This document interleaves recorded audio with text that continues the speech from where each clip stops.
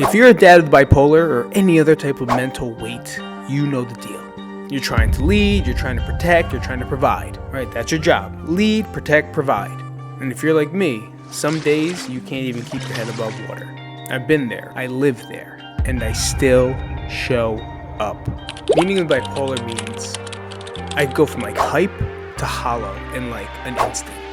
One day I'm like the fun dad, dancing with the kids, making jokes, running around. And then the next day, I'm silent, I'm tired, I can't feel anything. And all I could think about while I sit on the edge of the bed or sit in my car, it's like, please don't let them see you like this. Please don't let them see you like this. Please don't let them see you like this. And you know what?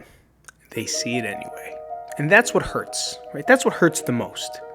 Because no one teaches me how do you become a father through mental storm. No one teaches me that, right? There's no book there is, and if it is, I'm not going to read it anyway because I don't know how to read that well.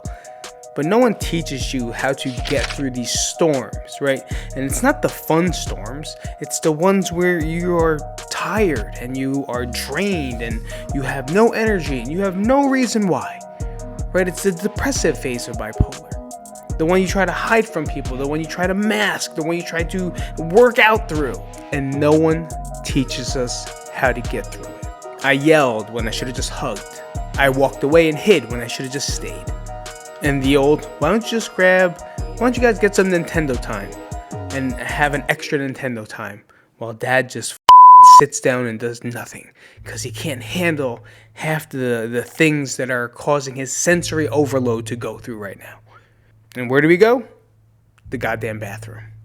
Scrolling away on the phone, listening to nothing. But what happens there is like guilt shows up. Like that's when guilt pops in for me. Right? Like, oh, I could be doing better. I could be doing this. Why aren't you doing this? Why aren't you doing that? You can be. You should be. The guilt adds up. It just keeps coming and coming and coming. And all I could think is like, am I messing my kids up? Are my kids going to be messed up like me? Are they going to be just like me? But here's the truth. Here's the truth that I've learned. We're just going to live, and then we're going to learn. And that's it.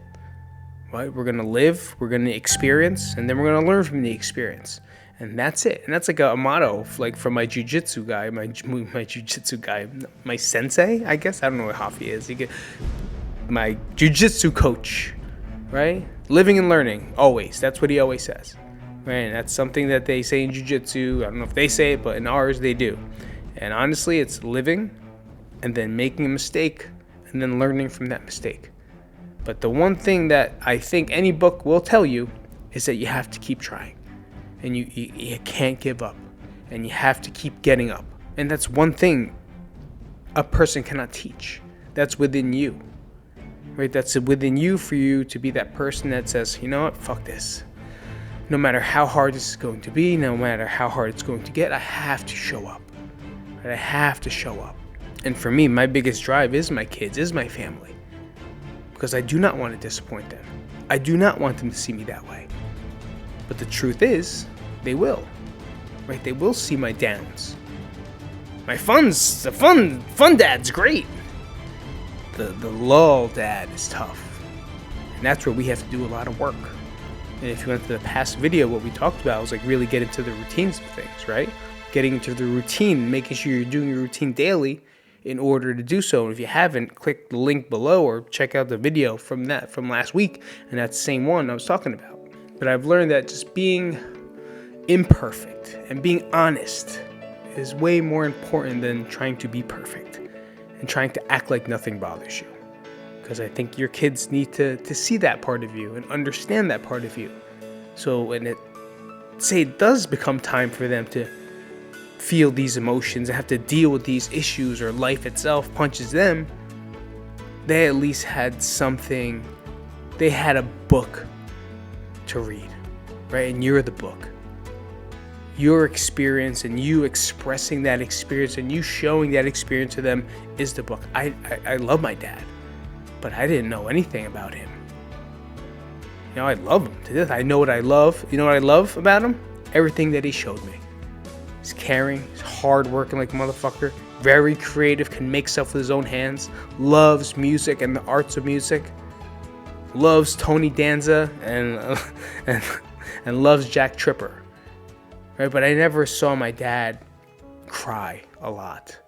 I never saw my dad show depression. I never saw my dad show a weakness because he told me men don't cry. Men don't cry. But he's probably the first one to cry, right? But saying so, like, I never got to get that experience from him because he did his job. He didn't show that emotion. He didn't show it in front of us, at least. And I was never a person that was able to or even tried to talk to him about stuff. You know, I just don't feel like I had that relationship, or I wasn't even open enough to do so. But by you showing to your kids now, right, living and learning, I lived that experience and I've learned from that experience. And what I'm learning is that I'm going to give my kids that experience. That if dad doesn't feel good, I'm going to explain to them why dad doesn't feel good and then how I get through it. Dad needs a minute so he can take a couple breaths or go work out or go for a walk because his brain he feels a little cloudy. He feels a little sad. You know, I tell my daughter that dad doesn't feel good today. He feels sad today. And she will comfort, right? She's in kindergarten, but they're so mature for their ages. But they will let us know exactly what it is they see. Kids' eyes are so innocent, right? They just see it as it is, and that's it. There's no judgment. There's no experience there. But if you're sad, they know you're sad. So maybe telling them why I'm sad is what I'm going to do. What helps me stay grounded in these situations? I move every day. Right? No matter if it's 5 minutes or me moving on the floor doing the warm up. I'm not sure what type of movement that's going to be, but I move every single day, making it a priority to move multiple times a day.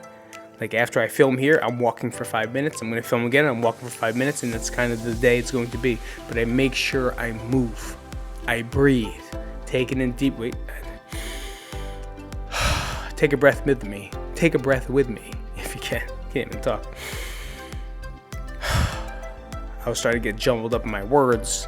I start to talk fast because sometimes I don't take that breath, but I breathe. Otherwise, it causes panic. I journal. I write down stuff inside a notebook as much as I can. And like in the last video I said, right now I feel like, and then right now I feel, and I write. I stretch. I do other things when I want to scream, right? But with all that, a lot of times you just feel like you're alone, right? You feel like you're by yourself on an island and no one else goes through this stuff but you. But you are not. Right? There's a lot of fathers just like you. There's a lot of even mothers. If you're a mother watching this, there's a lot of mothers out there like you. That no matter how they feel, whether it's good or rough, they show up.